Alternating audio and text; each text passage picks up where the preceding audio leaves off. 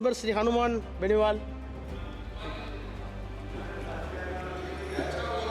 हाँ नहीं, अच्छा बोलूँगा। सभापति महोदय, सबसे पहले तो सदन में आज विधेयक पर जो चर्चा हो रही है उसमें मुझे बोलने का आपने अवसर दिया। आप तो एक घंटा बोलते हो, 2-5 मिनट का नंबर आता है ना। महोदय, पक्ष विपक्ष के साथियों ने कई बिंदुओं पर अपनी बात कही।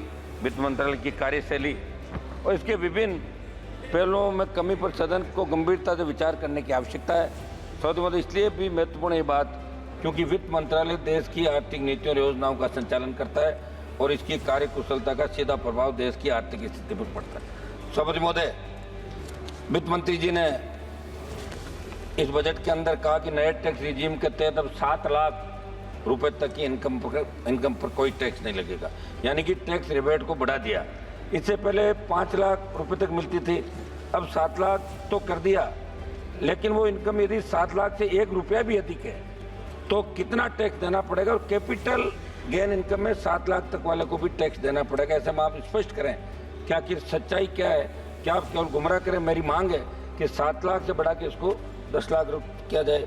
सब महंगाई की मार आज पूरा देश झेल रहा है, आम आदमी झेल रहा है। जिस तरह बच्चों को पढ़ाना, घर चलाना, घर के बड़े बुजुर्गों की दवा इलाज के लिए बचाना नामुमकिन है। मेरी मांग है कि पेट्रोल, डीजल और घरेलू गैस की कीमतों को जनहित में तत्काल कम किया जाए ताकि महंगाई भी कम हो और महंगाई कम करने के अन्य ठोस उपाय किए जाए। ओपीएस की बहुत पुरानी मांग है इस देश की।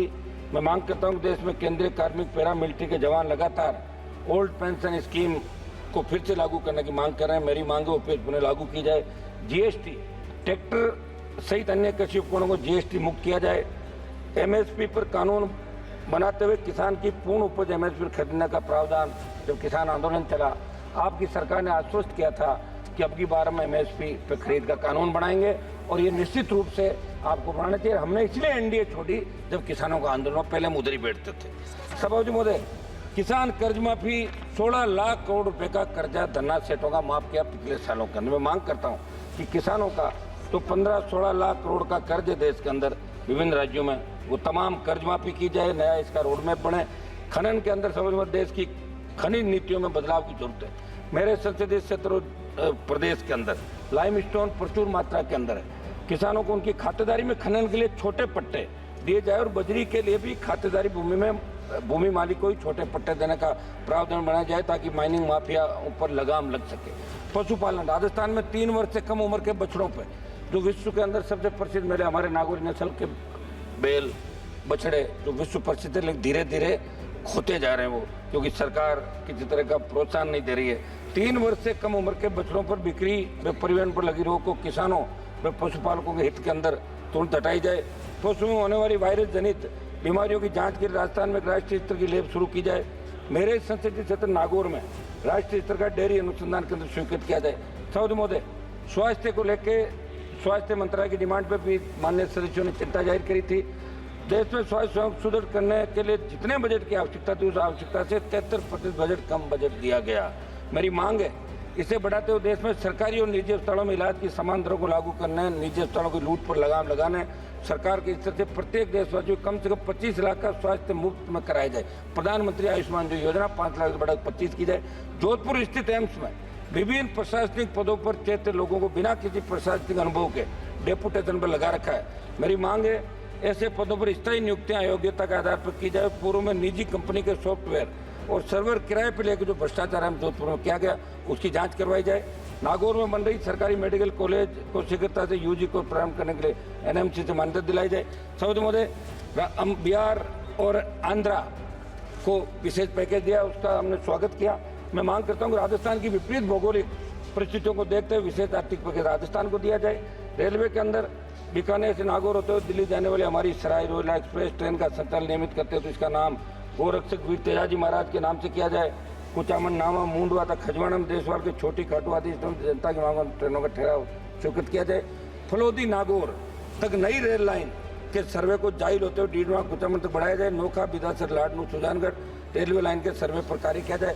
सभापति महोदय, नागौर में केंद्रीय शुष्क कृषि विश्वविद्यालय जो बजट 2014-15 के अंदर घोषणा करी थी, तत्कालीन वित्त मंत्री जी ने राजस्थान में केंद्रीय कृषि विश्वविद्यालय की स्थापना करने की बात कही, लेकिन तत्कालीन राजस्थान सरकार की कमी के कारण वो बजट घोषणा क्रियान्वयन नहीं हो पाई। मेरी मांग है कि संसदीय क्षेत्र नागौर में केंद्रीय शुष्क कृषि विद्यालय स्वीकृत किया जाए, किसान सम्मान निधि की तर्ज पे पशुपालक सम्मान निधि की जाए। देश में राष्ट्रीय राजमार्ग पर 983 टोल नाके, जिसमें सर्वाधिक मेरे राजस्थान में 142 टोल बूथ है, लेकिन टोल लेने के बावजूद सड़कों की बदहाल स्थिति है। जयपुर अजमेर के मध्य 4 से 5 घंटे लगते हैं। मेरी मांग है कि प्रदेश और देश को टोल मुक्त किया जाए। कुछ प्रमुख मांगे समझ मैं रख देता हूँ। मेरे संसद से नागौर के खीमसर पर्वत डीडवाना नागौर जिले के मेड़ता में नए केंद्रीय विद्यालय जो स्वीकृत है, लंबित प्रस्ताव है, इनको जल्दी चालू कराया जाए। क्षेत्र के ही मकराना, जाहिल, लाड मुख्य और नए केंद्रीय विद्यालयों के स्वीकृत प्रस्ताव केवी सेंटर माध्यम से मंगवाया जाए। नागौर लोकसभा क्षेत्र में नागौर और डीडवाना कुचामन 2 जिले। वर्तमान में कुचामन में नवोदय विद्यालय, परंतु नागौर और नवोदय स्कूल नहीं है। मेरी मांग है कि नागौर में नवोदय स्कूल खोला जाए। एक मिनट समाप्त कर रहा हूँ सर। डीडवाना अलग जिला बन गया तो वहाँ मेडिकल कॉलेज की स्थापना की जाए। मेरे संसदीय क्षेत्र राजस्थान की तमाम सरकारी स्कूल, जर्जर स्कूली भवनों के साथ नए भवन बनाए, स्कूल में मरम्मत योग्य कमरों की व्यवस्था। सभापति महोदय, एक मांग में करूंगा, एक मिनट लास्ट समाप्त कर रहा हूँ साहब, लास्ट मेरा निवेदन है, 30 सेकंड मेरा निवेदन है कि आज सबने चिंता जाहिर की, पूरा देश आज देख रहा है, 140 करोड़ देशवासी। विनेश फोगाट ने जिस तरह उसको ओलंपिक से बाहर किया, प्रधानमंत्री जी को इसमें हस्तक्षेप करके 56 इंच चौड़े सीने की बात कर रहे हैं।